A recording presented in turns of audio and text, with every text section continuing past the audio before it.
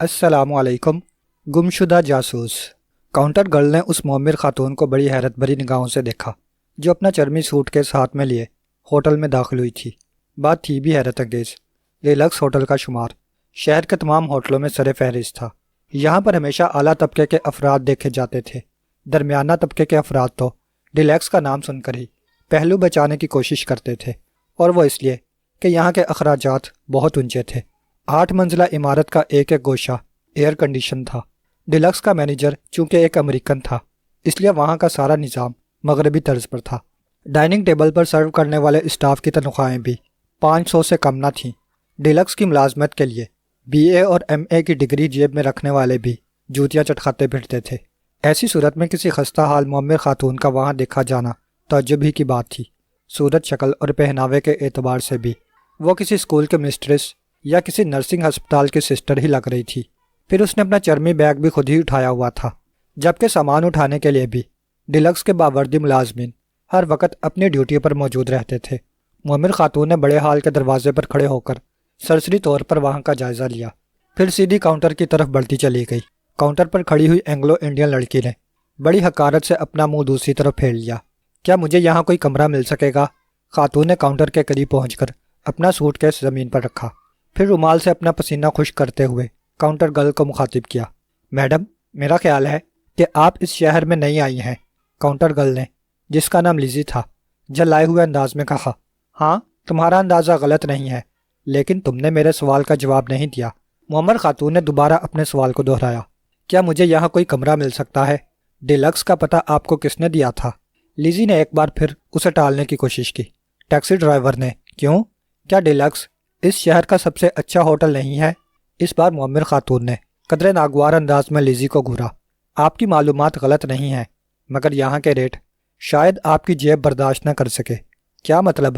یہی کہ ڈیلکس کے سنگل روم کے چارجز بھی 30 روپیہ یومیہ سے کم نہیں ہیں۔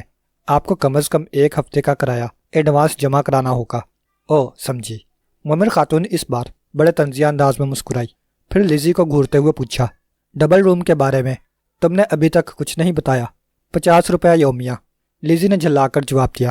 پھر وہ کچھ اور بھی کہنا چاہتی تھی، لیکن دوسرے ہی لمحے اس کی نگاہیں نوٹوں کی اس گڈی پر جمی کی جمی رہ گئیں جو معمر خاتون نے اپنے فر کوٹ کی جیب سے نکالی تھی۔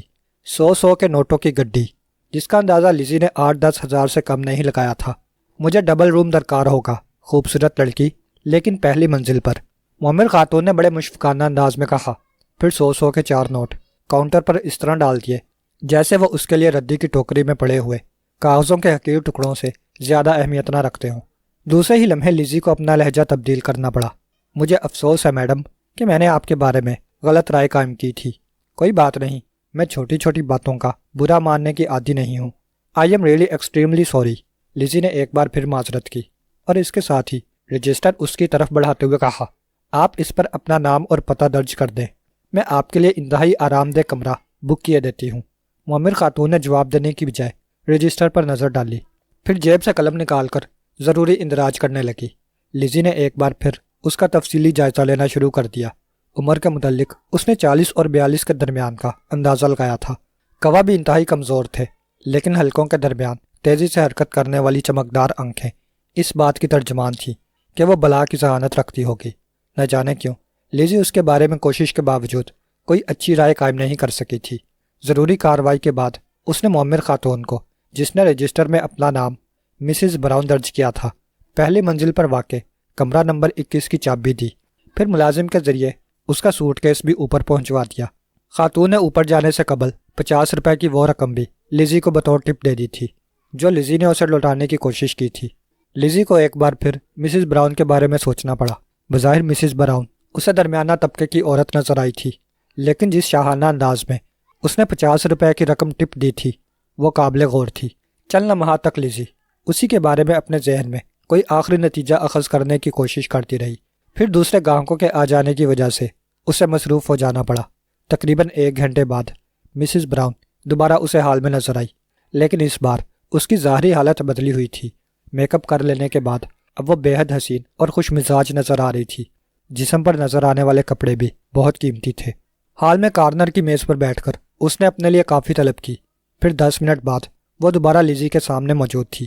فرمائیے، لیزی نے خوش اخلاقی کے طور پر مسکراتے ہوئے پوچھا۔ میرے لائق کوئی خدمت؟ ہاں، مجھے ایک ضروری کال کرنی ہے۔ بڑے شوق سے لیجیے، لیزی نے جواب دیا، پھر فون اس کی جانب کھسکا دیا۔ لیکن دوسرے ہی لمحے نہ جانے اس کے ذہن میں یہ بات کیوں آئی تھی کہ اسے فون پر ہونے والی گفتگو سننا چاہیے۔ اس کی چھٹی حص بار بار اسے مجبور کر رہی تھی کہ مسز براؤن کے بارے میں زیادہ سے زیادہ معلومات حاصل کرے۔ چنانچہ مسز براؤن نے جیسے ہی اپنے مطلوبہ نمبر ڈائل کرنے شروع کیے، وہ ایک رجسٹر اٹھا کر کاؤنٹر کے پشت والے کمرے میں چلی گئی۔ مقصد یہی ظاہر کرنا تھا کہ وہ کسی فوری ضرورت کے تحت ہی وہاں سے ہٹی تھی، لیکن حقیقت اس کے برعکس تھی۔ لیزی دوسرے فون سے مسز براؤن کی گفتگو سننا چاہتی تھی۔ لیزی نے کمرے میں داخل ہو کر دروازہ بند کیا، پھر لپک کر اس نے فون کا ریسیور اٹھا لیا جو کاؤنٹر پر رکھے ہوئے فون کا دوسرا ایکسٹینشن تھا۔ Hello, I am Mrs Brown speaking. Receiver پر اسے معمر خاتون کی آواز سنائی دی۔ آفٹر نون ڈارلنگ۔ دوسری طرف سے کسی مرد کی وزنی آواز ابھری تھی۔ میں بڑی بے چینی سے تمہاری کال کا منتظر تھا۔ کیا تم نے پروگرام کے مطابق ڈیلکس میں ہی قیام کیا ہے؟ یس، روم نمبر 21۔ آدھے گھنٹے کے اندر اندر مجھ سے یہیں آ کر مل لو، میں تمہارا انتظار کروں گی۔ ٹھیک ہے، لیکن ٹھہرو، کیا یہ ممکن نہیں ہے کہ تم ڈیلکس کی بجائے مجھ سے کہیں اور مل لو؟ کیوں؟ ڈیلکس میں کیا برائی ہے؟ احتیاطاً یہ ضروری ہے، مائی سویٹ ہنی، مرد نے جلدی سے کہا۔ تم اگر گرین کارنر آ جاؤ تو زیادہ مناسب ہے۔ نہیں، مسز براؤن نے قدرے تلخ لہجے میں جواب دیا، میں اپنے ہی روم میں تمہارا انتظار کروں گی۔ رہا احتیاطی تدابیر اختیار کرنے کا معاملہ تو وہ میں بھی بہتر سمجھتی ہوں، تمہاری مرضی۔ ویسے کیا تم بھی رخصت لے کر آئی ہو؟ تمہیں ان باتوں سے کوئی سروکار نہیں ہونا چاہیے۔ او آئی سی، تم شاید ابھی تک مجھ سے ناراض ہو۔ ہاں، ناراضگی کی وجہ کیا ہے؟ شاید تم یہ بھی بخوبی جانتے ہو۔ کیا مطلب؟ میں سمجھا نہیں۔ فون پر میں تم کو اس سے زیادہ سمجھانے کی کوشش بھی نہیں کروں گی۔ ویسے اتنا ضرور بتا دینا چاہتی ہوں کہ مجھ سے ٹکرا کر تم فائدے میں نہیں رہو گے۔ صاف صاف بتاؤ ڈارلنگ، میں اب بھی تمہارا مفہوم نہیں سمجھ سکا۔ زیادہ چالاک بننے کی کوشش مت کرو، مجھے حالات کا علم ہو چکا ہے۔ مسز براؤن کے لہجے میں غراہٹ تھی۔ کیا یہ غلط ہے کہ تم نے ابھی اسی مشن کے لیے ایک دوسری پارٹی سے معاہدہ نہیں کر لیا ہے جس پر میں کام کر رہی ہوں؟ ڈونٹ بی سلی ڈارلنگ، تم کو یقیناً کوئی غلط فہمی ہوئی ہے۔ بحث کرنے کی ضرورت نہیں ہے۔ اگر ملاقات کرنا چاہتے ہو تو آدھے گھنٹے کے اندر اندر آ جاؤ، مسز براؤن نے سپاٹ لہجے میں جواب دیا۔ پھر ہلکی سی کلک کی آواز کے ساتھ ہی گفتگو کا سلسلہ ختم ہو گیا۔ لیزی نے جلدی سے فون رکھا، پھر اٹھ کر دوبارہ کاؤنٹر پر آ گئی۔ مسز براؤن کو اس نے اوپر جانے والے زینوں کی طرف بڑھتے ہوئے دیکھا تھا۔ فون پر سنے جانے والی گفتگو کا ایک ایک لفظ اس کے ذہن سے چپک کر رہ گیا تھا۔ معمر خاتون کے بارے میں لیزی کی تشویش حق بجانب تھی۔ سنی ہوئی باتوں کے بعد لیزی نے یہی اندازہ لگایا تھا کہ مسز براؤن کسی خاص چکر میں ڈیلکس تک آئی ہے۔ اس نے کسی مشن کے بارے میں بھی کہا تھا، لیکن اس کی وضاحت نہیں کی تھی۔ اس کے لہجے سے یہی ظاہر ہو رہا تھا کہ وہ فون اس نے اپنی مرضی کے خلاف ہی کیا ہے۔ لیکن کیوں؟ آخر دوسری جانب سے بولنے والا مرد کون تھا جسے فون کرنے کے لیے وہ مجبور ہو گئی تھی؟ ملاقات کے لیے گرین کارنر کی بجائے ڈیلکس پر ہی زور دیا تھا۔ آخر کیوں؟ کیا اسے مرد کی طرف سے کوئی خاص خطرہ لاحق تھا؟ مسز براؤن نے نامعلوم فرد کو اس بات کی دھمکی بھی دی تھی کہ وہ اس سے ٹکرا کر نقصان میں رہے گا۔ اگر مسز براؤن اور مرد کے درمیان کسی ٹکراؤ کا خطرہ تھا تو پھر وہ ایک دوسرے سے ملنے کے لیے مجبور کیوں ہیں؟ لیزی کے ذہن میں لاتعداد سوالات گڈمڈ ہو رہے تھے۔ کیوں نہ اس مرد کو بھی چیک کیا جائے جو آدھے گھنٹے کے اندر اندر ڈیلکس پہنچنے والا ہے۔ لیزی کے ذہن میں یہ خیال تیزی سے ابھرا۔ اس کے ساتھ ہی اس کی نگاہ دیوار گیر کلاک پر پڑی۔ اس وقت 1:50 ہوئے تھے اور لیزی کو ٹھیک 2 بجے ڈیوٹی آف کرنی تھی۔ نامعلوم فرد کو چیک کرنے کے لیے ممکن تھا کہ اسے ڈیوٹی آف کرنے کے بعد بھی وہاں رکنا پڑتا۔ ہوگا، مجھے کیا پڑی ہے کہ دوسروں کے معاملات کی کلید کرتے پھروں۔ اچانک اس نے بڑبڑاتے ہوئے اپنے آپ سے کہا، پھر سر جھٹک کر دوبارہ اپنے کام میں مصروف ہو گئی۔ عمران سوتے سوتے اس طرح بوکھلا کر اٹھا تھا جیسے کچی نیند میں کوئی بھیانک خواب دیکھ کر ڈر گیا ہو، لیکن جاگنے کی وجہ خواب نہیں بلکہ دروازے پر دی جانے والی وہ دستک ثابت ہوئی تھی جو ہر لمحہ زور پکڑتی جا رہی تھی۔ عمران نے دروازے کی طرف پرخیال انداز میں گھور کر دیدنیں چائے، پھر گھڑی پر نظر ڈالی۔ اس وقت رات کے 11:30 بجے کا عمل تھا۔ اتنی رات گئے، آخر کون آ سکتا ہے، اس نے سوچا، لیکن دوسرے ہی لمحے بری طرح جھلا گیا۔ دروازے کو اب پوری قوت سے زور زور سے پیٹا جا رہا تھا۔ تکیے کے نیچے سے ریوالور نکال کر اس نے ڈریسنگ گاؤن کی جیب میں ڈالا، پھر لپکتا ہوا قریب آ گیا۔ کون ہے بھائی؟ کیا دروازہ توڑنے کا ارادہ ہے؟ دروازہ کھولو عمران، میں ہوں کیپٹن فیاض۔ دوسری طرف سے فیاض کی آواز سن کر اس نے دروازہ کھول دیا۔ خیریت؟ کیا بیوی نے گھر سے نکال دیا ہے؟ عمران نے اسے سر سے پاؤں تک گھورتے ہوئے پوچھا۔ یہ جملہ اس نے عذرائے مذاق نہیں کہا تھا، بلکہ کیپٹن فیاض کے چہرے پر مسلط جلاہٹ اور پریشانی کے ملے جلے تاثرات دیکھ کر وہ حقیقتاً اسی نتیجے پر پہنچا تھا کہ فیاض اور اس کی بیوی کے درمیان پھر ٹھن گئی ہوگی۔ پہلے بھی کئی موقعوں پر ایسا ہو چکا تھا۔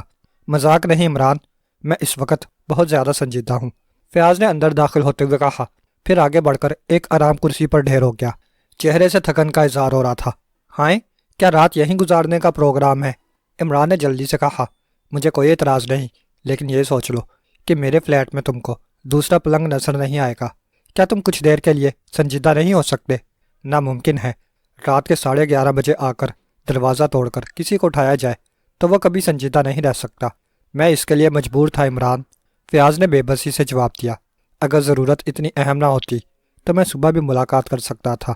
سوری فیاض، آج کل میری مالی حالت بھی خاصی پتلی ہو رہی ہے، اس لیے تمہاری کوئی امداد نہیں کر سکوں گا۔ میں تم سے قرض لینے نہیں آیا ہوں۔ فیاض جھلا گیا۔ کیا کسی کیس کے سلسلے میں؟ اوپر سے جھاڑ پڑی ہے؟ عمران نے اس کی آنکھوں میں جھانکتے ہوئے پوچھا، پھر جیب سے چیونگم نکالا اور منہ میں ڈال کر چبانے لگا۔ اس کا اندازہ اس بار غلط نہیں ثابت ہوا۔ ہاں، ڈیلیکس میں آج مسز براؤن نامی ایک عورت کا قتل ہو گیا ہے، فیاض نے سنجیدگی اختیار کرتے ہوئے کہا۔ اوپر سے اسی سلسلے میں بڑے سخت احکامات ملے ہیں، اور تم رات کے 11:30 بجے میرے پاس دوڑے چلے آئے۔ عمران نے لڑاکا عورتوں جیسے انداز میں ہاتھ ہلا کر کہا، ارے واہ، کیا میں نے اسے قتل کیا ہے؟ عمران پلیز، فیاض یکلخت خوشامد پر اتر آیا۔ تمہیں اس معاملے میں میری مدد کرنی پڑے گی، دوسری شکل میں میری ساکھ کو خطرہ بھی لاحق ہو سکتا ہے۔ پہنچنے دو خطرہ، عمران لاپرواہی سے جماہی لیتا ہوا بولا۔ میں کہیں تمہارا ماتحت ہوں جو تمہارا ہر حکم ماننے کے لیے تیار ہو جاؤں؟ میں نے تمہیں اپنا ماتحت کب کہا تھا؟ نہ کہا ہوگا، لیکن اس کے باوجود رات کے… ٹھیک ہے، تم انکار کر دو، لیکن یہ اچھی طرح سوچ لو کہ تمہارے فرشتے بھی اب نہیں سو سکیں گے۔ اوہ، گویا اب تم مجھ پر دھونس بھی جماؤ گے، یہی سمجھ لو۔ جواب میں عمران سر پکڑ کر نیچے فرش پر بیٹھ گیا۔ انداز کسی روٹھی ہوئی بیواہی جیسا تھا، لیکن حقیقت کیا تھی یہ فیاض کے فرشتے بھی نہیں سمجھ سکتے تھے۔ کمرے میں چند لمحے تک سکوت طاری رہا، پھر فیاض ہی بولا تھا، کیوں، کیا سوچ رہے ہو؟ میں نے کسی کتاب میں پڑھا تھا کہ انسان کو سولی پر بھی نیند آ جاتی ہے، اسی کے بارے میں سوچ رہا تھا۔ تو کیا تم میری مدد کرنے کو تیار نہیں ہو؟ فیاض نے پوچھا، پھر تیزی سے اٹھتا ہوا بولا، ٹھیک ہے، میں دوسرے ذرائع بھی استعمال کر سکتا ہوں، لیکن اس طرح تم خسارے میں رہو گے۔ کیا مطلب؟ عمران نے دیدے نچاتے ہوئے فیاض کو گھورا۔ کیا تم میری مرغیاں چرا کر بھاگنے کا ارادہ رکھتے ہو؟ ہاتھ لگا کر تو دیکھو، اگر چیخ کر پورے محلے کو سر پر نہ اٹھا لوں تو عمران مت کہنا۔ ویسے مائی ڈیئر سپر فیاض، کیا تم مجھے یہ بتاؤ گے کہ پورے محلے کو سر پر کس طرح اٹھایا جا سکتا ہے؟ مسز براؤن کی تفتیش کے سلسلے میں تم کو ایک اچھی خاصی رقم بھی دے سکتا ہوں۔ فیاض نے عمران کی باتوں کو نظر انداز کرتے ہوئے کہا۔ کیا؟ عمران کی آنکھیں کچھ ایسی ہی پوزیشن میں آ گئی جیسے اسے سکتا ہو گیا ہو، پھر وہ اچھل کر کھڑا ہو گیا۔ پیارے فیاض، تم کہیں مذاق تو نہیں کر رہے ہو؟ نہیں، میں اس وقت 100% سنجیدہ ہوں۔ ارے تو پہلے کیوں نہیں بتایا تھا؟ میں سر کے بل تمہاری مدد کرنے کو تیار ہوں، لیکن صرف ایک شرط پر۔ وہ کیا؟ ایڈوانس کے بغیر کام نہیں چلے گا۔ عمران مسکرایا، پھر اس کی بائیں آنکھ بھی جھپک گئی۔ میں اس کے لیے بھی تیار ہوں، لیکن پہلے تم سنجیدگی سے پورے واقعات سن لو۔ چلو شروع ہو جاؤ، لیکن اس بات کا وعدہ کرو کہ واقعات سنانے کے بعد تم فوراً یہاں سے گھن چکر، ارے نہیں، وہ کیا کہتے ہیں اسے، ہاں یاد آ گیا، رفو چکر ہو جاؤ گے۔ پھر حقیقتاً عمران سنجیدہ ہو گیا، مگر اس میں فیاض کی دی ہوئی آفر کو کوئی دخل نہیں تھا۔ عمران تو اسی وقت سنجیدہ ہو گیا تھا جب فیاض نے اسے مسز براؤن کے قتل کی اطلاع سنائی تھی۔ سیکرٹ سروس کے چیف آفیسر ہونے کی حیثیت سے تمام اہم شخصیتوں کے نام ذہن میں محفوظ رکھنا اس کے فرائض میں داخل تھا۔ مسز براؤن بھی ان میں سے ایک تھی۔ کیپٹن فیاض اسے بڑی وضاحت کے ساتھ کیس کی ایک ایک تفصیل بتا رہا تھا، اور عمران کسی نیک اور فرما بردار بچے کی طرح خاموشی سے بیٹھا سر ہلا رہا تھا۔ 1 منٹ سپر، اچانک اس نے فیاض کو درمیان میں ٹوکتے ہوئے کہا، کیا تم نے لیزی کا بیان بھی لے ڈالا ہے؟ پہلے پوری بات تو سن لو۔ نہیں، پہلے تمہیں میرے سوال کا جواب دینا پڑے گا، عمران لڑ پڑنے والے انداز میں بولا، اور فیاض کو مجبوراً اس کے جواب کے لیے آمادہ ہونا پڑا۔ دوسری صورت میں شاید اس کے فرشتے بھی عمران سے کام نہیں لے سکتے تھے۔ ہاں، میں نے لاش اٹھوانے کے بعد سب سے پہلے لیزی کو بیان کے لیے طلب کیا تھا، فیاض نے سنجیدگی سے کہا، پھر وہ تمام باتیں دہرا ڈالی جو لیزی نے اسے بتائی تھیں۔ کیا وہ شخص لیزی کے ڈیوٹی کے اوقات میں وہاں نہیں آیا تھا؟ نہیں، کم از کم لیزی نے یہی بیان دیا ہے۔ ہو سکتا ہے پولیس کے چکر سے بچنے کے لیے اس نے جان بوجھ کر کچھ باتیں چھپانے کی کوشش کی ہو۔ تمہارا کیا اندازہ ہے؟ میرے خیال میں اس کا بیان ٹھیک ہی ہے۔ کیا لیزی سے تمہیں آئندہ کچھ لفٹ ملنے کی امید ہے؟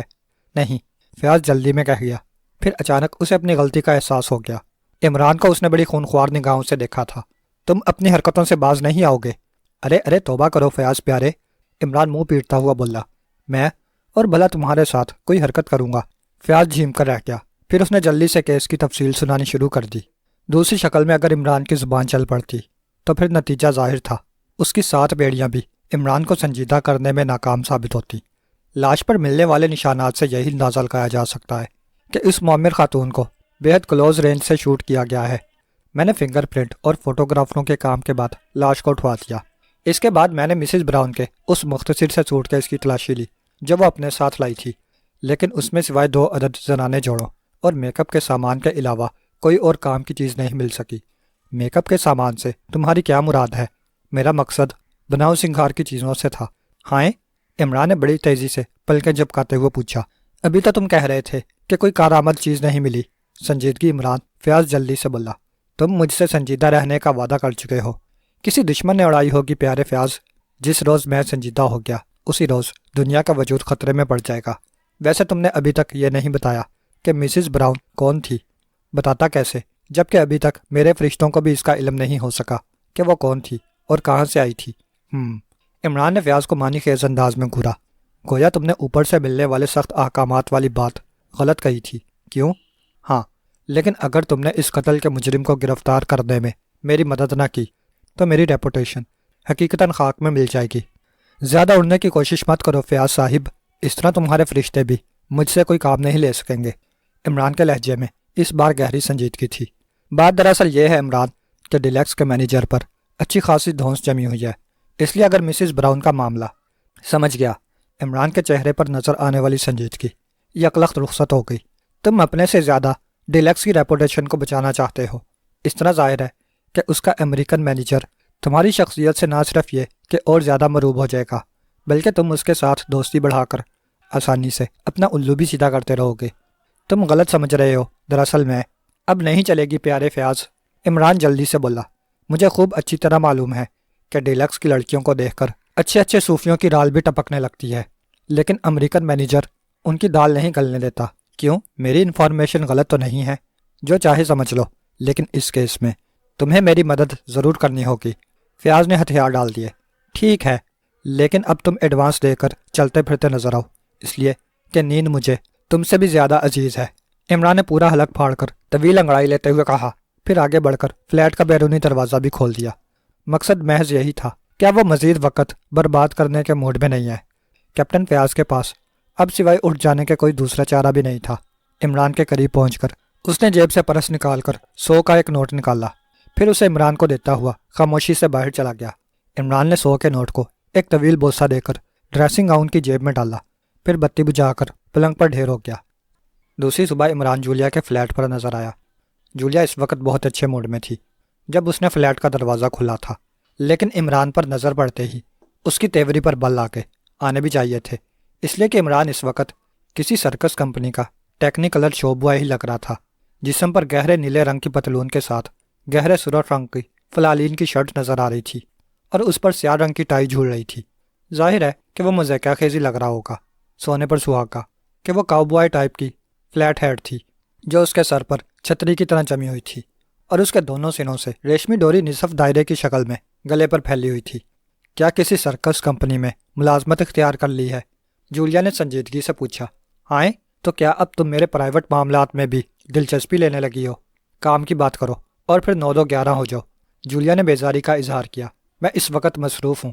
غلط، میں نہیں مان سکتا کہ تم مصروف ہوگی، عمران تیزی سے بولا، بقول کنفیوشس کہ عورت شادی سے پہلے مصروف ہو ہی نہیں سکتی۔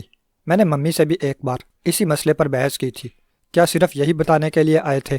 نہیں، اس کے علاوہ بھی ایک ضروری کام تھا، لیکن دروازے پر کھڑے ہو کر نہیں، پہلے اندر چلو، عمران نے اس بار سنجیدگی سے کہا، پھر جولیا کو ہٹاتا ہوا اندرونی کمرے میں دندناتا ہوا داخل ہو گیا۔ جولیا دروازہ بولٹ کرنے کے بعد اس کی طرف پلٹی تھی۔ آؤ آؤ بیٹھو، اطمینان سے بات کریں گے، عمران نے بے تکلفی سے کہا۔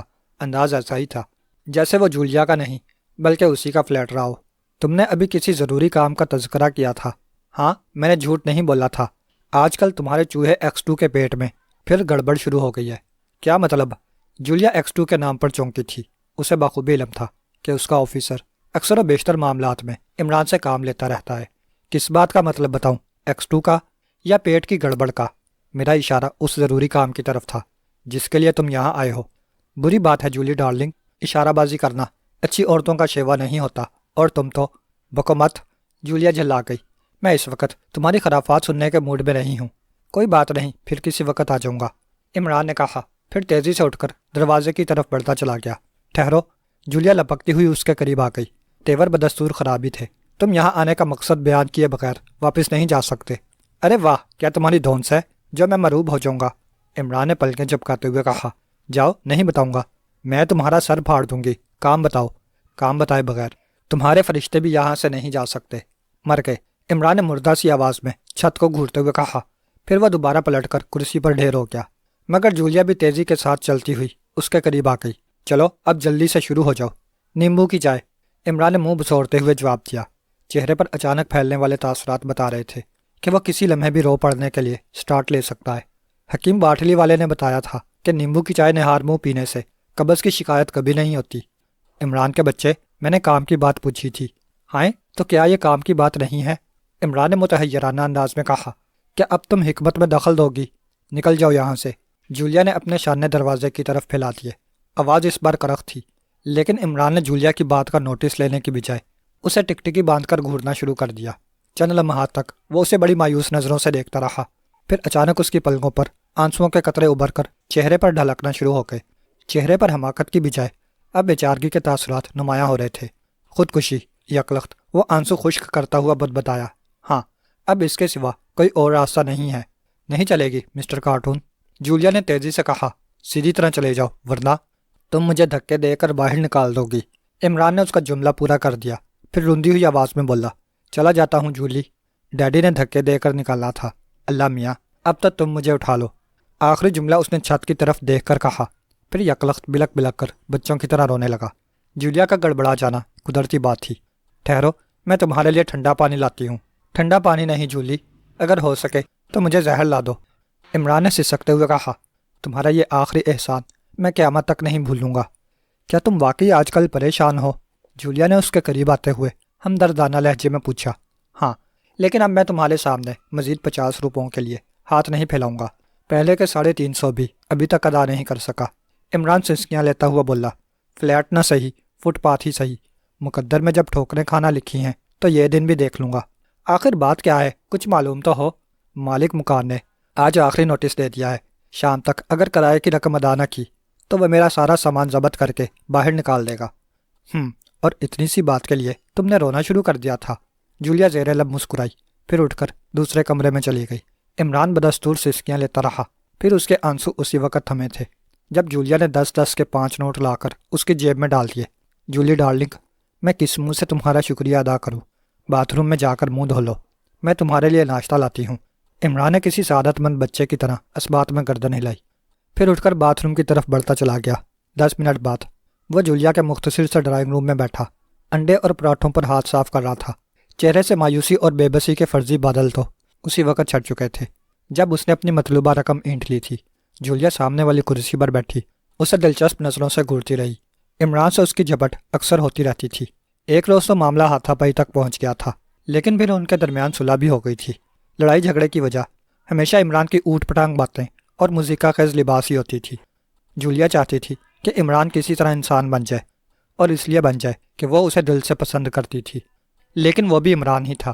جولیا کی نگاہوں سے دیا ہوا خاموش پیغام وہ بہت پہلے سن چکا تھا، لیکن جواب میں وہ اسے مسلسل بور کرنے کا عہد بھی کر بیٹھا تھا۔ جولیا ہر لحاظ سے ایک اچھی اور بااصول لڑکی تھی۔ عمران بھی اسے پسند کرتا تھا، مگر صرف ایک مخلص دوست کی حد تک۔ اس سے شادی کے چکر میں پھنس کر وہ اپنی آزادی کو کسی قیمت پر بھی خیر آباد کہنے کو تیار نہیں تھا۔ آج بھی صبح وہ ڈیلکس تک جانے کا پروگرام بنا کر گھر سے نکلا تھا، لیکن راستے میں اس کی ذہنی رو بہک گئی۔ چنانچہ وقت گزاری کی خاطر اس نے جولیا کو بور کرنے کا پروگرام بنا ڈالا۔ اب تک اپنے مقصد میں اسے نہ صرف یہ کہ کامیابی ہوئی تھی، بلکہ 50 روپے بھی منافع کے طور پر اس کی جیب میں پہنچ گئے تھے۔ اور اب وہ ناشتے کی میز پر ڈٹا اس سے انصاف کر رہا تھا۔ ناشتے سے فراغت پا کر اس نے ایک لمبی ڈکار لی، پھر اٹھتا ہوا بولا، اچھا جولی ڈیئر، ٹاٹا، میں تمہارے پیسے جلدی لوٹانے کی کوشش کروں گا۔ کوئی بات نہیں، اگر مزید روپوں کی ضرورت پڑے تو بلا تکلف مانگ لینا۔ نہیں، میرا خیال ہے کہ 50 میں ہی کام نکل جائے گا، انجن میں زیادہ خرابی نہیں ہے، غالباً سائلنسر۔ کیا مطلب؟ جولیا چونکی تھی۔ کیا وہ 50 روپے تم نے اپنی گاڑی کی مرمت کے لیے لیے تھے؟ معاف کرنا جولی، جلدی میں منہ سے سچی بات نکل گئی، لیکن پہلے تم سے کیا کہا تھا؟ ہاں یاد آ گیا، مالک مکان۔ ارے اچھا ٹاٹا۔ عمران نے جولیا کو گلدان کی طرف لپکتے دیکھ کر خاموشی سے کھسک لینے میں ہی عافیت سمجھی تھی۔ عمران کے بچے، سیدھی طرح روپے واپس کر دو ورنہ میں تمہارا سر پھاڑ دوں گی۔ جولیا غصے میں گلدان لیے بیرونی کمرے میں آئی، پھر اپنی پوری قوت سے اسے عمران کی کھوپڑی کا نشانہ لے کر پھینکا، لیکن عمران غافل نہیں تھا۔ تیزی سے بائیں طرف چھلانگ لگائی، پھر دروازہ کھولتا ہوا باہر نکل گیا۔ جولیا سوائے ہونٹ چبانے کے اور کچھ بھی نہ کر سکی۔ سڑک پر آ کر عمران نے کرب و جوار کا جائزہ لیا، پھر اپنے 2 سیٹر کو ڈیلکس ہوٹل والی روڈ پر دوڑانے لگا۔ چہرے پر سے حماقت کے بادل اسی وقت چھٹ گئے تھے جب وہ جولیا کے فلیٹ سے نکلا تھا۔ اب وہ بڑی سنجیدگی سے مسز براؤن کے بارے میں سوچ رہا تھا۔ اس کی پرسنل انفارمیشن کے مطابق مسز براؤن نکسن سٹریٹ کی 12ویں شاہراہ پر رہتی تھی۔ 2 سال قبل تک مسٹر براؤن زندہ تھے، اس لیے مسز براؤن بڑے عیش و عشرت کی زندگی گزار رہی تھی۔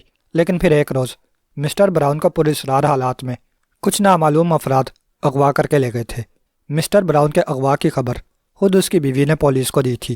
محکمہ خارجہ میں ایک اہم عہدے پر فائز ہونے کی وجہ سے حکومت نے بھی مسٹر براؤن کی تلاش میں خاصی دلچسپی لی تھی، لیکن 2 سال کی طویل مدت کے بعد بھی پولیس اس کا سراغ نکالنے میں بری طرح ناکام رہی تھی، اور پھر یہی نتیجہ اخذ کیا گیا تھا کہ اغوا کرنے والوں نے مسٹر براؤن کو نہ صرف قتل کر دیا ہوگا بلکہ اس کی لاش کو بھی ٹھکانے لگا دیا ہوگا۔ سال بھر تک مسز براؤن شوہر کا سوگ مناتی رہی، پھر اس نے ملازمت کر لی تھی، اور اب فیاض کی اطلاع کے مطابق اسے بھی قتل کر دیا گیا تھا۔ عمران ان تمام حادثات کو ایک ہی سلسلے کی کڑی سمجھ رہا تھا۔ ڈیلکس کے ڈائننگ ہال میں قدم رکھتے ہی بے شمار نگاہیں اس کی طرف اٹھ گئی تھیں، لیکن عمران کو اس کی متعلق کوئی فکر نہیں تھی۔ چند لمحے تک وہ دروازے پر کھڑا ہال میں بیٹھے ہوئے افراد کا سرسری طور پر جائزہ لیتا رہا، پھر تیر کی طرح مشرقی گوشے کے اس میز کی جانب قدم بڑھانے لگا جس پر کیپٹن فیاض کسی اینگلو انڈین لڑکی کے ساتھ بیٹھا گفتگو میں مصروف تھا۔ دونوں کچھ اس قدر منہمک تھے کہ ان کی نظر عمران پر نہیں پڑی۔ فیاض تو اسی وقت چونکا تھا جب عمران نے اس کے سر پر پہنچ کر سلام علیکم کا نعرہ بلند کیا تھا۔ اس نے پلٹ کر عمران کو دیکھا، پھر ہونٹ چبانے لگا۔ عمران کا ٹیکنیکلر لباس اسے اس وقت بری طرح کھل گیا تھا۔ فیاض کی ساتھی لڑکی عمران کو بڑی دلچسپ نگاہوں سے گھور رہی تھی، اور عمران وہ اس وقت حماقت کا چلتا پھرتا اشتہار نظر آ رہا تھا۔ فیاض کو سلام کرنے کے بعد وہ اس کے پاس ہی کھڑا رہا، کرسی پر نہیں بیٹھا تھا۔ آؤ بیٹھو، فیاض نے سنجیدگی سے کہا، اور عمران نے اس کے حکم کی تعمیل میں کچھ اتنی جلدی میں بیٹھنے کی کوشش کی تھی کہ گڑبڑا کر رہ گیا۔ میز پکڑ کر اگر اس نے اپنا بیلنس برقرار نہ کیا ہوتا تو شاید کرسی سمیت الٹ گیا ہوتا۔ ان سے ملو، مس لیزی، ڈیلکس کی وہی کاؤنٹر گرل ہیں جنہوں نے مسز براؤن کو پہلی بار دیکھا تھا۔ فیاض نے لیزی کا تعارف کراتے ہوئے کہا، خوشی ہوئی آپ سے مل کر۔ عمران نے بچوں کی طرح دانت نکالتے ہوئے لیزی کی طرف دیکھا، پھر جیب سے چنگم کا پیکٹ نکال کر اس کی طرف بڑھاتے ہوئے بولا، لیجئے، شوق فرمائیے۔ جی نہیں شکریہ، لیزی مسکرائی، مجھے ایک ضروری کام سے جانا ہے، اس لیے تم مس لیزی سے جو کچھ دریافت کرنا چاہتے ہو کر لو۔ فیاض بدستور سنجیدگی سے بولا۔ ڈیلکس تک وہ عمران کے کہنے پر ہی آیا تھا۔ عمران نے آج اسے صبح فون کر کے ٹھیک 10 بجے ڈیلکس کے ڈائننگ ہال میں ملنے کے لیے کہا تھا، اور فیاض 9:30 بجے ہی وہاں آ گیا تھا۔ لیزی اس وقت ڈیوٹی پر تھی، اس لیے وقت گزارنے کے لیے اس نے لیزی کو اپنے ٹیبل پر بلا لیا، اور اب وہ چاہتا تھا کہ عمران براہ راست اس سے حالات معلوم کر لے، لیکن اس کے ساتھ ساتھ وہ وہاں سے جلد از جلد بھاگ نکلنے کے امکانات پر بھی غور کر رہا تھا۔ دوسری صورت میں عمران اگر اپنی حماقت پر اتر آتا تو ڈیلکس میں فیاض کی بنی بنائی ساکھ کا ستیہ ناش بھی ہو سکتا تھا۔ اسی غرض سے اس نے عمران سے ایک ضروری کام کا بہانہ کیا تھا اور خود اپنے اوپر گہری سنجیدگی طاری کیے ہوئے تھا۔ لیکن وہ عمران ہی تھا، دنیا کا سب سے احمق ترین شخص، لیکن اب وہ اتنا احمق بھی نہیں تھا کہ فیاض کے ارادے کو نہ بھانپ سکتا۔ فیاض کے جملے کو سن کر وہ کچھ ایسے ہی انداز میں چونکا تھا جیسے اسے اپنی قوت سماعت پر شبہ ہو رہا ہو۔ چند ثانیہ تک وہ احمقوں جیسے انداز میں فیاض کو دیکھ کر بلکہ جھپکاتا رہا، پھر کسی فوری خیال کے تحت لیزی کی طرف گھوم پڑا جو اب بھی عمران کو کچھ عجیب نگاہوں سے گھور رہی تھی۔ کیا میں آپ سے کچھ دریافت کر سکتا ہوں؟ ضرور، لیزی ہونٹوں پر مسکراہٹ بکھیرتے ہوئے بولی، آپ کا پورا نام کیا ہے؟ عمران یکلخت سنجیدہ ہو گیا۔ Lazy Dixon. ڈیلکس کی ملازمت اختیار کیے ہوئے آپ کو کتنا عرصہ گزر چکا ہے؟ یہی کوئی سال سوا سال۔ آپ کی عمر کیا ہوگی؟ عمران نے بدستور سنجیدگی سے پوچھا، اور کیپٹن فیاض دل ملا کر رہ گیا۔ اس کا صحیح جواب میں ڈیڈی سے معلوم کر کے پھر کسی وقت بتاؤں گی۔ کوئی بات نہیں، عمران نے لاپرواہی سے کہا۔ شادی کے بارے میں آپ کا کیا خیال ہے؟ میرا مقصد ہے کہ کیا آپ مستقبل قریب میں شادی کرنے کا ارادہ رکھتی ہیں؟ ابھی تک تو ایسا کوئی پروگرام نہیں ہے، لیزی نے مسکراتے ہوئے جواب دیا۔ او، گویا آپ بھی چٹ منگنی پٹ بیاہ کے اصول کی قائل ہیں۔ اس بار لیزی نے جواب دینے کی بجائے صرف مسکرانے پر اکتفا کی تھی۔ ایک سوال اور کروں گا، مرغی انڈا دینے کے بعد جب چلاتی ہے اس وقت آپ کے احساسات کیا ہوتے ہیں؟ جی؟ اچانک لیزی کے چہرے پر ناگواری کے تاثرات ابھر آئے۔ فیاض نے بڑی جھلاہٹ میں کرسی پر پہلو بدلتے ہوئے عمران کو پاؤں سے ٹھونکا مارا تھا۔ مقصد یہی تھا کہ وہ مزید حماقت کا مظاہرہ نہ کرے، لیکن وہ عمران ہی تھا۔ کبھی فرصت کے اوقات میں غور کیجیے گا۔ عمران بدستور لیزی سے مخاطب تھا۔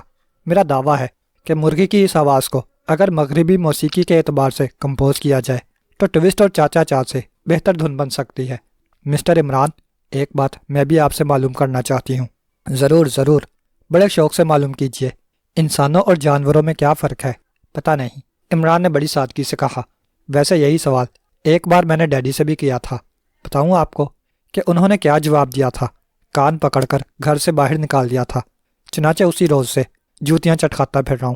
آپ تھے بھی اسی قابل، لیزی نے الفاظ چباتے ہوئے قدرے سخت لہجے میں کہا۔ پھر وہ تیزی سے اٹھ کر کاؤنٹر کی طرف چلی گئی، اور عمران اس طرح دیدے نچانے لگا جیسے لیزی کے اٹھ جانے کی وجہ اس کی سمجھ میں نہیں آئی تھی۔ کیا تم اس وقت بھی سنجیدہ نہیں رہ سکتے تھے؟ فیاض اسے کھا جانے والی نظروں سے گھورتا ہوا بولا۔ کیا مطلب؟ کیا مجھ سے کوئی غلطی سرزد ہو گئی؟ لیزی سے بیہودہ قسم کے سوالات کرنے کی کیا ضرورت تھی؟ ابے جاؤ، تمہیں نے تو کہا تھا کہ میں جو چاہوں دریافت کر سکتا ہوں۔ مجھے یہاں کس مقصد سے بلایا تھا؟ فیاض نے خون کے گھونٹ پیتے ہوئے پوچھا۔ کم از کم ڈیلکس جیسی جگہ پر وہ عمران کے منہ نہیں لگنا چاہتا تھا۔ دوسری صورت میں اس کی کرکری ہونے کا اندیشہ لاحق تھا۔ ٹھہرو، ابھی سوچ کر بتاتا ہوں۔ عمران نے چیونگم کا ایک پیس منہ میں ڈالتے ہوئے کہا، پھر کرسی کی پشت سے ٹیک لگا کر خلا میں گھورنے لگا۔ تم آخر اپنے آپ کو سمجھتے کیا ہو؟ فیاض بھن آ گیا۔ مسز براؤن کے کیس کی تفتیش میں خود بھی کر سکتا ہوں۔ ضرور کرو، مجھے کوئی اعتراض نہ ہوگا، لیکن اس سلسلے میں جو رقم تم مجھ کو ایڈوانس کے طور پر دے چکے ہو وہ واپس نہیں ہوگی۔ وہ رقم میں تمہارے فرشتوں سے بھی وصول کر لوں گا، اصل سے کچھ زیادہ ہی وصول کرنا۔ عمران نے تیزی سے کہا۔ فاضل رقم کا آدھا آدھا کر لیا جائے گا۔ کیوں، کیا خیال ہے تمہارا؟ گویا تم شرافت سے رقم واپس نہیں کرو گے۔ فیاض کے تیور خراب ہوتے گئے۔ معاہدے کی خلاف ورزی چونکہ تمہاری جانب سے ہوئی ہے، اس لیے سوال ہی نہیں پیدا ہوتا، عمران نے کہا۔ پھر میز پر کوہنیاں ٹیک کر آگے کی طرف جھکتا ہوا بولا، مسز براؤن کے کیس کی تفتیش ذرا آنکھیں کھول کر ہی کرنا۔ ناکامی کی صورت میں تمہاری ملازمت خطرے میں بھی پڑ سکتی ہے۔ کیا مطلب؟ یہی کہ 2 سال پیشتر بھی تم اسی کیس کی ایک دوسری کڑی کو تلاش کرنے میں بری طرح ناکام ہو چکے ہو۔ عقل پر زور دو فیاض صاحب۔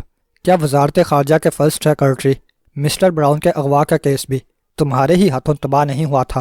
او، فیاض چونکا، پھر اس کی آنکھیں کھلی کی کھلی رہ گئیں۔ کیا مسز براؤن وزارت خارجہ کے فرسٹ سیکرٹری کی بیوی ہے؟ نہیں، بلکہ تھی کہو مائی ڈیئر، اس لیے کہ خود تم نے ہی مجھے اس کے پراسرار قتل کی کہانی سنائی تھی۔ لیکن تمہیں ان باتوں کا علم کہاں سے ہو گیا؟ ختم کرو سپر، عمران نے لاپرواہی سے جواب دیا۔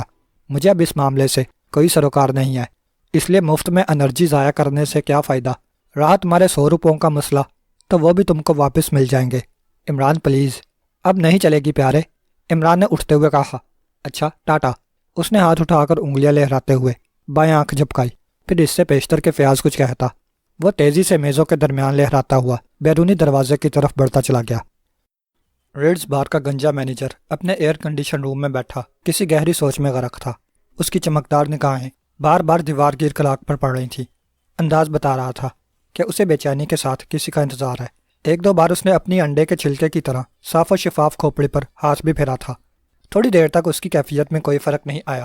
پھر کسی فوری خیال کے تحت اس نے ہاتھ بڑھا کر فون کا ریسیور اٹھایا اور جلدی جلدی کسی نمبر کو ڈائل کرنے لگا۔ ہیلو، ریسیور پر دوسری جانب سے ایک نسوانی آواز ابھری، پال ریکر دس اینڈ۔ مینیجر نے ماؤتھ پیس میں کہا، کیا بات ہے مارتھا، لوسی اب تک یہاں کیوں نہیں پہنچی؟ جسامت کے لحاظ سے اس کا لہجہ بھی بھاری بھرکم ہی ثابت ہوا تھا۔ یہ اطلاع میرے لیے بھی تعجب خیز ہے جناب، لوسی کو میں نے آپ کا فون ملتے ہی روانہ کر دیا تھا۔ پھر کہاں مر گئی وہ؟ مینیجر نے بگڑے ہوئے تیور کے ساتھ کہا۔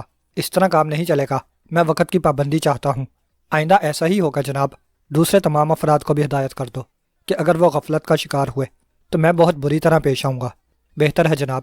کیپٹن فیاض ابھی تک کوئی کارآمد ثبوت حاصل نہیں کر سکا، دوسری جانب سے کہا گیا۔ ابھی کچھ دیر قبل بھی وہ ڈیلکس میں لیزی کے ساتھ موجود تھا۔ بعد میں ایک تیسرا آدمی بھی وہاں پہنچا تھا۔ فیاض نے لیزی اور اس کا تعارف کرایا تھا، لیکن بعد میں لیزی اس نوادر کی کسی بات پر جلا کر اٹھ گئی تھی۔ تیسرے آدمی کے بارے میں تمہیں کچھ نہیں بتایا گیا؟ جی نہیں، ویسے اتنا ضرور کہا گیا تھا کہ وہ صورت شکل اور پہناوے کے اعتبار سے کوئی احمق ہی لگ رہا تھا۔ کس کی ڈیوٹی تھی ڈیلکس پر؟ مس انیتا کی۔ اسے فوراً وہاں سے ہٹا لو۔ مینیجر نے سنجیدگی سے جواب دیا۔ تمہاری اطلاع کے لیے بتا دوں کہ وہ احمق آدمی کیپٹن فیاض کا بہترین دوست اور انٹیلیجنس بیورو کے ڈائریکٹر جنرل عبد الرحمان کا لڑکا علی عمران ہے۔ انتہائی چالاک اور ہوشیار طبیعت کا مالک ہے۔ کیپٹن فیاض اکثر و بیشتر کیس میں اسی سے مدد لیتا رہتا ہے۔ یہ اطلاع واقعی بے حد اہم ہے۔ لیزی کے سلسلے میں کیا رپورٹ ملی؟ اس نے کسی طرح مسز براؤن کی اس فون کال کو چیک کر لیا تھا جو اس نے جیمز کوک کو کی تھی۔ لیزی فون پر سنی جانے والی گفتگو کیپٹن کو بتا چکی ہے۔ اس کے باوجود وہ اسے مزید ٹٹول رہا ہے۔ ٹٹولنے دو، اس سے کوئی فرق نہیں پڑتا۔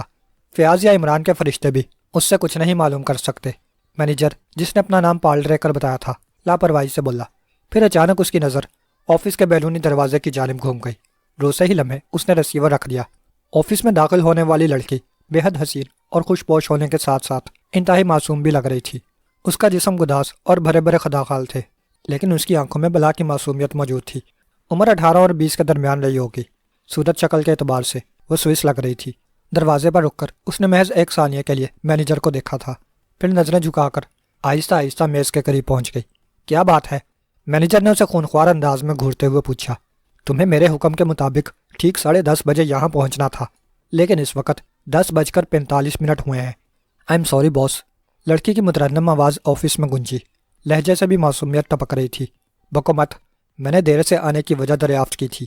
مجبوری تھی باس، پہلی ٹیکسی چونکہ خراب ہو گئی تھی، اس لیے مجھے دوسری حاصل کرنے کے لیے انتظار کرنا پڑ گیا۔ پہلی ٹیکسی کس مقام پر خراب ہوئی تھی؟ مینیجر نے اسے کیناتوز نگاہوں سے گھورتے ہوئے تیزی سے پوچھا۔ وکٹوریا اسٹریٹ کی 7ویں شاہراہ پر۔ پال ریکر کچھ سوچتا ہوا اٹھا، پھر اس نے آفس میں ٹہلنا شروع کر دیا۔ لڑکی بدستور اسی پوزیشن میں کھڑی رہی۔ لوسی، پال نے اچانک لڑکی کے قریب آتے ہوئے نرم آواز میں کہا، اس وقت میں نے تم کو ایک بہت ہی اہم کام کے لیے بلایا ہے۔ مجھے یقین ہے کہ تم اس کام کو بڑی آسانی سے کر سکتی ہو۔ میں اپنی کامیابی کے لیے پوری کوشش کروں گی۔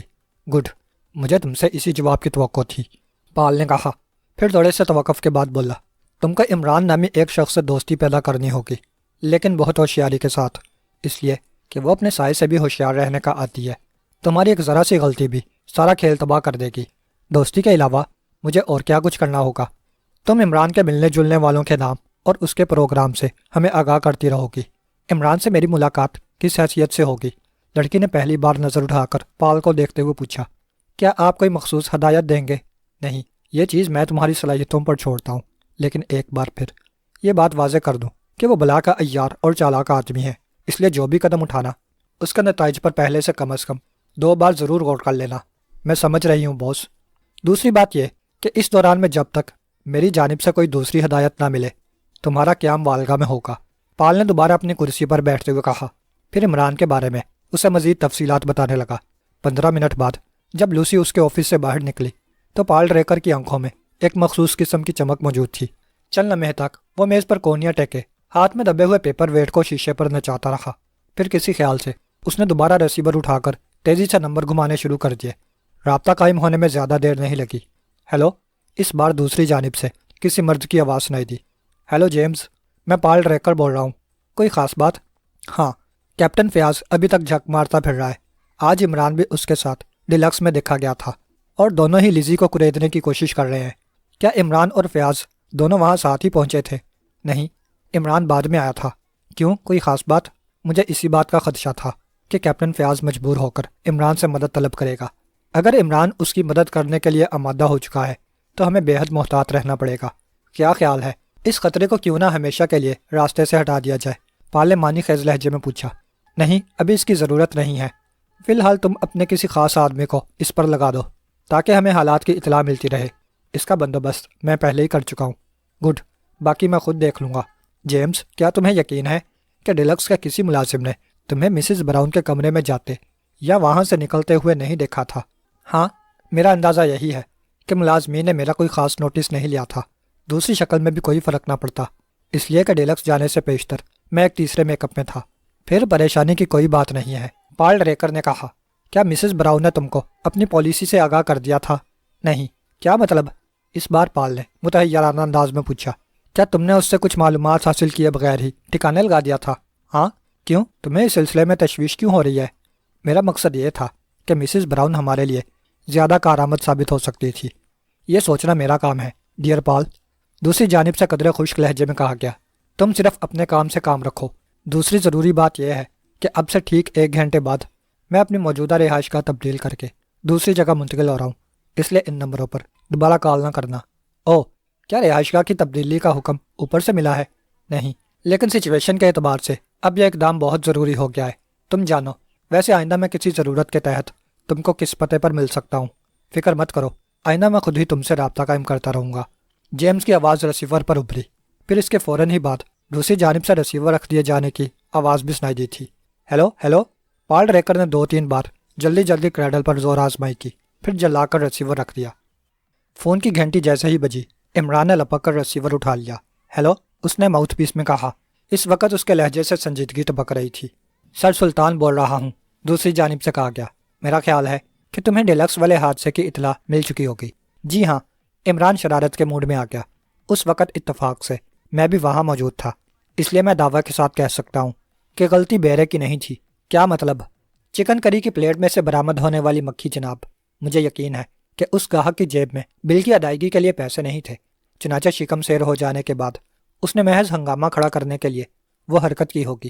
عمران، کیا تم اب مجھ سے گفتگو کرتے وقت بھی سنجیدہ نہیں رہ سکتے؟ قطعی سنجیدہ ہوں جناب، عمران نے ریسیور کو آنکھ مارتے ہوئے جواب دیا۔ ڈیلکس کے تمام ملازمین میرے بیان کی تصدیق کر دیں گے۔ خود میں نے اپنی آنکھوں سے اسے مکھی پر جھپٹتے دیکھا تھا، لیکن میں مسز براؤن کی بات کر رہا ہوں جسے گزشتہ رات پر اصرار طور پر قتل کر دیا گیا۔ اس کی لاش ڈیلکس کے روم نمبر 21 سے برآمد ہوئی تھی۔ مجھے اس کی تفصیل کا علم ہو چکا ہے۔ عمران سنجیدہ ہو گیا۔ صرف یہی نہیں بلکہ مجھے یہ بھی معلوم ہے کہ 2 سال پیشتر اس کے شوہر کو بھی پراسرار حالات میں اغوا کر لیا گیا تھا، لیکن پولیس آج تک اس کا سراغ لگانے میں کامیاب نہیں ہو سکی۔ گڈ، تمہاری معلومات 100% درست ہیں۔ کیا یہ کیس ہمارے محکمے کو ریفر کر دیا گیا ہے؟ نہیں، لیکن میں چاہتا ہوں کہ تم اس میں دلچسپی لینا شروع کر دو۔ میں یقین کے ساتھ کہہ سکتا ہوں کہ ان دونوں حادثات میں پڑوسی ملک کے کسی خطرناک ایجنٹ کا ہاتھ ضرور ہے۔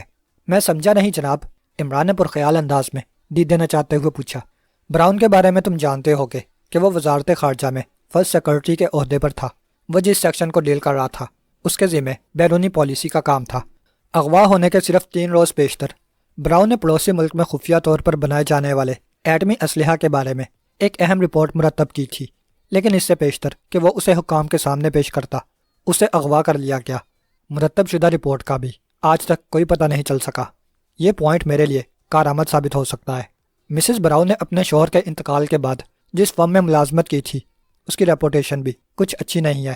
مجھے خفیہ ذرائع سے معلوم ہوا ہے کہ ریکس پلاسٹک انڈسٹری کی مینیجر مس مارتھا بھی پڑوسی ملک کے لیے ایجنٹ کے طور پر کام کر رہی ہے۔ میں سمجھ رہا ہوں جناب، میں نے عبد الرحمان سے بات کی تھی، اس کا خیال بھی یہی ہے کہ یہ دونوں واقعات ایک ہی سلسلے کی 2 کڑیاں ہیں۔ میں بھی اسی نتیجے پر پہنچا ہوں۔ عمران نے گہری سنجیدگی سے جواب دیا۔ ویسے آپ کی اطلاع کے لیے عرض ہے کہ میں نے اس کیس میں ذاتی طور پر دلچسپی لینی شروع کر دی ہے۔ ویری فائن، تم بجا طور پر محکمے کی ناک سمجھے جاتے ہو۔ اپنا خیال ہے جناب، لیکن زکام کی کیفیت میں اکثر ناک بھی بیکار ہو جاتی ہے۔ فضول باتیں نہیں، تم اگر سر عبد الرحمان سے مل لو تو ممکن ہے کچھ اور مفید باتیں معلوم ہو جائیں گی۔ کوشش کروں گا، عمران نے مردہ سی آواز میں جواب دیا، پھر گفتگو کا رخ بدلتے ہوئے بولا۔ کیا آپ وزارت خارجہ کے دفتر میں میرے کسی آدمی کو ملازمت دلوا سکتے ہیں؟ کوئی خاص پلان؟ ظاہر ہے کہ براؤن کے علاوہ وہاں اب بھی کچھ لوگ ایسے ضرور موجود ہوں گے جو اپنی سازش کی جڑیں مضبوط کر رہے ہوں گے۔ ایسی صورت میں ہمارے محکمے کے کسی فرد کا وہاں مستقل رہنا انتہائی ضروری ہے۔ ٹھیک ہے، لیکن اس کام کے لیے تم نے کس کا انتخاب کیا ہے؟ صفدر زیادہ مناسب رہے گا۔ اچھا، میں کوشش کرتا ہوں، سر سلطان نے کہا۔ پھر سلسلہ منقطع کر دیا گیا۔ عمران تھوڑی دیر تک کرسی پر اکڑوں بیٹھا چھت کو گھورتا رہا، پھر وہ تیزی سے اٹھ کر دوسرے کمرے میں آ گیا۔ اور اب وہ اس فون سے جولیا کے نمبر ڈائل کر رہا تھا جس کے نمبر ڈائریکٹری میں موجود نہیں تھے۔ یہ فون وہ بحیثیت X2 استعمال کرتا تھا۔ Hello, Julia speaking. دوسری جانب سے جولیا کی آواز آئی۔ X2 calling, Julia. عمران نے بھررائی ہوئی مخصوص آواز میں کہا، گڈ ایوننگ سر۔ جولیا نے تیزی سے جواب دیا، ایوننگ۔ میں نے اس وقت تم کو ایک ضروری کام سے فون کیا ہے۔ عمران سنجیدگی سے بولا، گزشتہ رات ڈیلکس میں مسز براؤن نامی ایک ادھیڑ عمر کی عورت کو پراسرار حالات میں قتل کر دیا گیا ہے۔ لاش اس کے کمرے میں ملی تھی۔ Case file captain Fayaz deal کر رہا ہے، لیکن میں اس میں ذاتی طور پر دلچسپی لینا چاہتا ہوں۔ کیا مسز براؤن کوئی اہم شخصیت تھی؟ ہاں۔ عمران نے اسے مسٹر براؤن کے بارے میں بھی تفصیل سے بتاتے ہوئے کہا، مجھے یقین ہے کہ ڈیلکس کے کسی نہ کسی ملازم نے قاتل کو ضرور دیکھا ہوگا۔ تم چوہان کو ڈیلکس پر مامور کر دو۔ بہتر ہے، میں ابھی اسے فون پر ہدایت کیے دیتی ہوں۔ نعمانی سے کہو کہ وہ ریکس پلاسٹک انڈسٹریز میں ملازمت حاصل کرنے کی کوشش کرے۔ یہ کام بھی بہت اہم ہے۔ نعمانی کو وہاں کی لیڈی مینیجر مس مارتھا کی نگرانی کرنی ہوگی۔ کیا یہ فرم؟ غیر ضروری سوالات سے پرہیز کیا کرو، جولیا۔ عمران نے کرخت آواز میں کہا، میں اسے پسند نہیں کرتا۔ معافی چاہتی ہوں جناب۔ جولیا کی لرزتی ہوئی آواز ریسیور پر سنائی دی۔ صفدر کو ہدایت کر دو کہ وہ صبح سر سلطان سے مل لے، لیکن میک اپ میں ہو۔ بہتر ہے سر۔ چوہان اور نعمانی کو خاص طور پر بے حد محتاط رہنے کی ضرورت ہوگی۔ اس کے علاوہ مجھے ایک منٹ کی خبریں ملتی رہنا چاہیے۔ ایسا ہی ہوگا جناب، جولیا نے کہا، پھر تیزی سے پوچھا، کیا عمران بھی اس کیس میں آپ کے لیے کام کر رہا ہے؟ کیا کہنا چاہتی ہو؟ عمران کا لہجہ سپاٹ تھا۔ اس کی عادتیں اب بری طرح کھلنے لگی ہیں جناب۔ جولیا نے صبح کا واقعہ فون پر دہرایا۔ اگر آپ کا خیال نہ ہوتا تو میں اس کے مزاج ٹھکانے لگا دیتی۔ یہ تمہارا اور عمران کا ذاتی معاملہ ہے۔ ویسے تم کو یہ ماننا پڑے گا کہ اسی کی وجہ سے اکثر تم لوگ بڑی بڑی مشکلوں میں پھنسنے سے بچ چکے ہو۔ بے حد کارآمد اور ذہین آدمی ہے۔ عمران X2 کے لہجے میں بولا، موجودہ کیس میں ابھی تک میں نے اس سے کوئی بات نہیں کی، لیکن ہو سکتا ہے کہ اسے بھی کسی کام پر لگا دیا جائے۔ آپ کی مرضی ہے جناب، لیکن اس کی حرکتیں کبھی کبھی حد سے تجاوز کر جاتی ہیں۔ مجھے معلوم ہے، عمران نے سنجیدگی سے کہا، پھر ریسیور ہک پر ٹانگتا ہوا کمرے سے باہر آ گیا۔ 10 منٹ بعد اس نے دوسرے فون سے جولیا کے نمبر ڈائل کیے تھے۔ جلد ہی ریسیور اٹھا لیا گیا۔ میں علی عمران MSc PhD آکسن بول رہا ہوں۔ عمران؟ جولیا کی چنگاڑتی ہوئی آواز اس کے کانوں کے پردے سے ٹکرائی۔ اگر اپنی عزت چاہتے ہو تو میرے 50 روپے سیدھی طرح لوٹا دو، ورنہ میں بھرے بازار میں بھی تم کو ذلیل کرنے سے دریغ نہیں کروں گی۔ 10 منٹ پہلے تک میرا پروگرام بھی یہی تھا کہ تمہاری رقم واپس کر دوں، لیکن اب یہ پروگرام ملتوی کر چکا ہوں، اس لیے کوئی اور بات کرو۔ مثلاً یہ کہ اگر تمہارے سر کے بال اچانک سفید پڑ جائیں تو تم کیسی لوگو گی؟ خدا نے چاہا تو تمہاری زبان میں کیڑے پڑیں گے، کتوں کی موت مرو گے۔ ارے صرف 50 روپوں کی خاطر تم میری موت کی دعا کیوں مانگ رہی ہو؟ عمران نے تیزی سے کہا، غلطی تمہاری ہی تھی۔ کیا میں پوچھ سکتا ہوں کہ تم نے اپنے چوہے X2 سے میری شکایت کیوں کی تھی؟ کیا مطلب بھی بتا دوں گا، لیکن فون پر نہیں۔ ٹھیک 10 بجے والگا کے ڈانسنگ فلور پر آ جاؤ، وہاں بیٹھ کر اطمینان سے باتیں ہوں گی۔ شٹ اپ، جولیا نے گرجدار آواز میں جواب دیا۔ میں تمہاری ملازمہ نہیں ہوں، اس کے باوجود تمہیں والگا تک آنا پڑے گا، اس لیے کہ یہ میرا نہیں بلکہ X2 کا حکم ہے۔ کیا اس نے تمہیں فون کیا تھا؟ اس کے فرشتے بھی میرے سامنے گھٹنے ٹیکنے پر مجبور ہیں۔ کیا سمجھ رکھا ہے تم نے عمران دی گریٹ کو؟ عمران نے ٹھوس لہجے میں کہا، تمہارے چوہے کی ساکھ میرے ہی دم سے قائم ہے۔ والگا میں تمہیں کیا کام ہے؟ یوں ہی ذرا ہلا گلا رہے گا۔ لیکن X2 نے مجھے اس قسم کی کوئی ہدایت نہیں دی تھی۔ نہ دی ہوگی، مگر اس سے میری صحت پر کیا اثر پڑتا ہے؟ عمران نے لاپرواہی سے کہا، وقت کی پابندی کا خیال رکھنا۔ ٹھیک 10 بجے والگا کے ڈانسنگ فلور پر میں تمہارا انتظار کروں گا۔ کیا تم سنجیدگی سے کہہ رہے ہو کہ X2 نے تمہیں فون کیا تھا؟ میرا دماغ کیوں کھا رہی ہو؟ اگر یقین نہیں آتا تو خود ہی اسے فون کر کے معلوم کر لو۔ عمران نے لڑاکا عورتوں جیسے انداز میں جواب دیا، پھر ریسیور واپس رکھ دیا۔ اس کے ہونٹوں پر اس وقت شرارت آمیز مسکراہٹ رقص کر رہی تھی۔ ڈیلکس کے مینیجر کے کمرے کے باہر اس وقت ان تمام بیروں کی لائن لگی ہوئی تھی جو مسز براؤن کو پیش آنے والے حادثے کے وقت ڈیوٹی پر تھے۔ اندر آفس میں کیپٹن فیاض وہاں کے امریکن مینیجر کے ساتھ بیٹھا ہوا بیروں سے سوالات کر رہا تھا۔ عمران سے جھڑپ ہو جانے کے بعد اس نے یہی سوچا تھا کہ وہ اب اس کیس کو تنہا نپٹانے کی جان توڑ کوشش کرے گا، لیکن ابھی تک کوئی 1 کلو بھی ایسا ہاتھ نہیں آیا تھا جس کی بنا پر وہ سراغ رسانی کی گاڑی کو آگے بڑھا سکتا۔ صبح 8 بجے سے لے کر اب تک وہ تقریباً 15-20 پیروں کو اپنے سامنے طلب کر چکا تھا، لیکن اسے امید کی ایک معمولی سی کرن بھی نظر نہیں آئی تھی۔ ظاہر ہے کہ حالات کی نزاکت نے اس کے ذہن کو ہلا کر رکھ دیا ہوگا۔ شاید اس لیے اب وہ بیروں سے نرمی کی بجائے گرمی کا برتاؤ کر رہا تھا۔ کب سے ملازم ہو ڈیلکس میں، اس نے نئے آنے والے بیرے کو، جس کی یونیفارم کے بیج پر نیلی تار کشی سے 17 کے ہندسے کڑے ہوئے تھے، گھورتے ہوئے سوال کیا۔ 3 سال سے کچھ زیادہ ہی ہو گیا ہے جناب۔ کہاں رہتے ہو؟ پرانی بستی کے ایک ٹوٹے پھوٹے کوارٹر میں۔ کیا نام ہے تمہارا؟ کریم بخش۔ کتنی تنخواہ ملتی ہے تم کو؟ 500 جناب، اس کے علاوہ ٹپ بھی اچھی خاصی مل جاتی ہے۔ کل تمہاری ڈیوٹی 12 سے 8 کی تھی، کیوں؟ جی ہاں، 21 نمبر والی خاتون کے قتل کی اطلاع غالباً تمہیں بھی ہوگی۔ جی ہاں، اس بار بیرے نے کسی قدر گھبرائے ہوئے لہجے میں جواب دیا۔ کیپٹن فیاض نے بڑی تیزی سے کرسی پر پہلو بدلا، پھر کرخت آواز میں بولا، تم اس وقت کس سیکشن کی ڈیوٹی پر تھے؟ میں پہلی منزل کی سروس پہ تھا۔ اوہ، فیاض کی پیشانی پر آڑی ترچھی لکیریں ابھر آئیں۔ کبھی پہلے بھی حوالات جا چکے ہو؟ نہیں جناب۔ بیرا بری طرح نروس ہو گیا۔ قسم لے لیجئے جو میں نے زندگی میں کبھی حوالات کی شکل بھی دیکھی ہو۔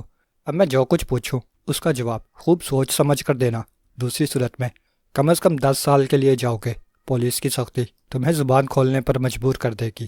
میں جھوٹ نہیں بولوں گا سرکار۔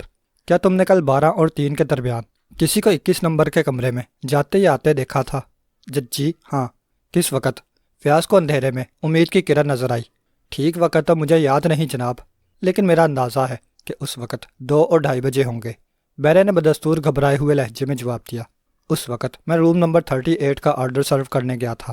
جب میں باہر نکلا تو میں نے ایک صاحب کو 21 نمبر میں داخل ہوتے دیکھا تھا۔ وقت کا اندازہ تم نے کس طرح لگایا؟ کاؤنٹر ڈیوٹی کی تبدیلی سے، بیرے نے تیزی سے کہا۔ جس وقت مجھے 38 کا آرڈر ملا تھا اس وقت مس لیزی ڈیوٹی پر تھیں، لیکن واپسی میں وہاں دوسری کلرک تھیں۔ تمہیں آرڈر سرو کرنے میں کتنا وقفہ لگا تھا؟ مشکل سے 15 منٹ جناب۔ فیاض نے اسے گھورتے ہوئے پوچھا۔ کیا تم نے 21 نمبر میں داخل ہونے والے کو اچھی طرح دیکھا تھا؟ جی نہیں، بس ایک سرسری نگاہ ڈال دی تھی، پھر میں نیچے آ گیا تھا۔ اس کا حلیہ بتا سکتے ہو؟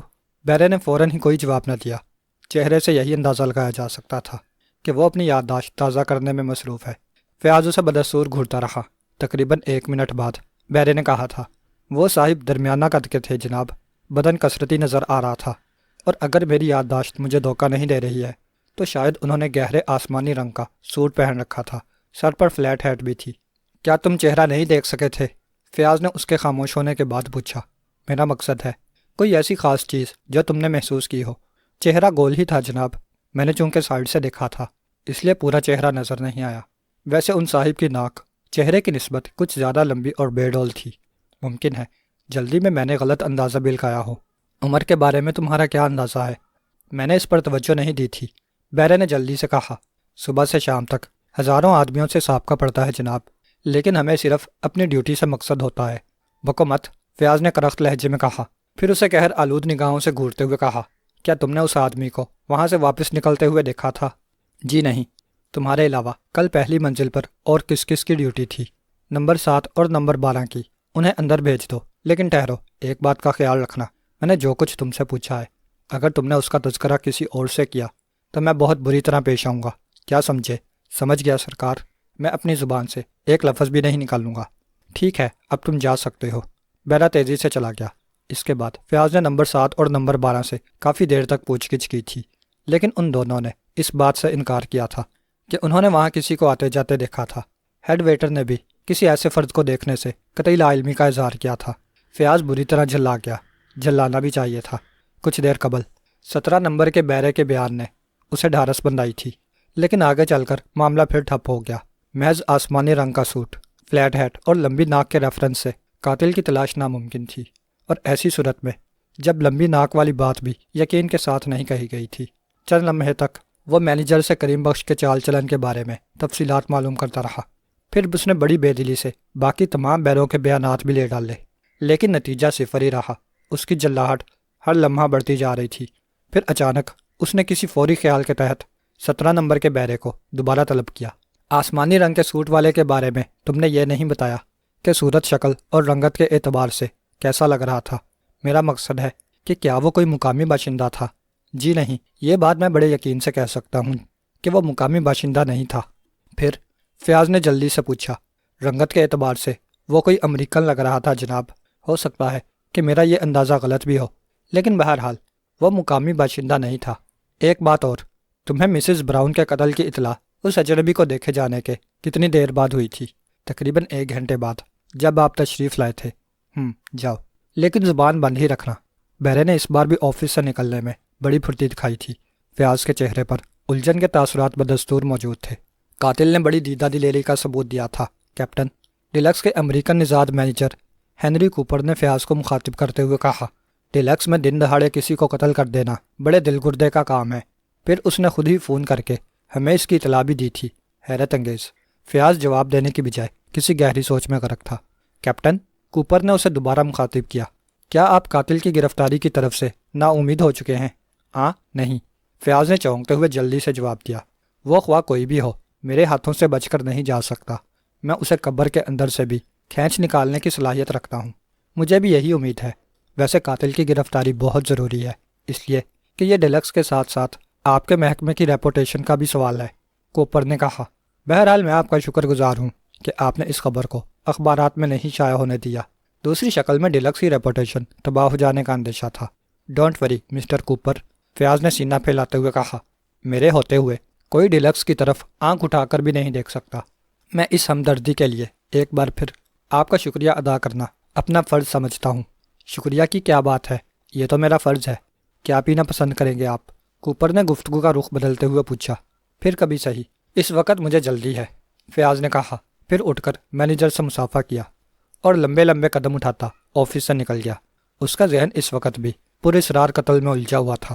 محض ایک لمحے کے لیے یہ خیال دوبارہ اس کے ذہن میں ابھرا تھا کہ اسے عمران سے مدد حاصل کرنی چاہیے، لیکن دوسرے ہی لمحے اس نے بڑی حقارت سے اس خیال کو ذہن سے جھڑک دیا۔ لباس کے اعتبار سے عمران اس وقت سنجیدہ ہی دکھائی دے رہا تھا کہ اس کے چہرے پر اس وقت بھی حماقت کے ڈونگرے برس رہے تھے۔ ڈائننگ ہال سے گزرتے وقت وہ اچھے خاصے شریف آدمی سے بے تحاشا ٹکرایا تھا۔ پھر اس نے بڑی مسمسی صورت بنا کر معذرت طلب کی تھی۔